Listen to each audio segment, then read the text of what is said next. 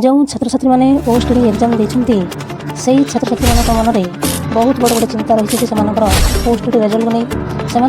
बहुत बड़ा द्वंद्व अच्छे से ओएसटी रिजल्ट के प्रकाश पाइब जदिओ ऑफिशियल आंसर की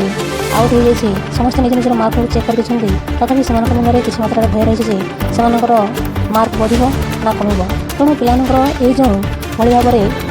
चिंता से द्वंद्व को दूरीभूत करने आज ये वीडियो माध्यम तुमको किसी इनफर्मेशन प्रोवाइड करी जहाँकि तुम रिजल्ट के प्रकाश पाइब। चला बर्तमान आम रिजल्ट विषय किसी आलोचना करवा पे मैंने जो 2023 नोटिफिकेशन बाहर और 2024 तार एग्जाम कंडक्ट कराई जनवरी 19 कंडक्ट कराई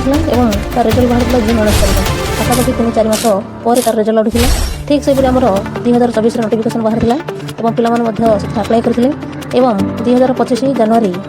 21 से एग्जाम कंडक्ट कराई रिजल्ट बाहर मार्च 28 बाहर अधिक मात्रा संभावना रही है तेणु पे निज समय को नष्ट नक निजर पाठपढ़ा जारी रखु और जारी रखा द्वारा जहाँकि आगामी दिन मानक आम टीचरशिप पोस्ट वैकेंसी बाहर से अप्लाई करें।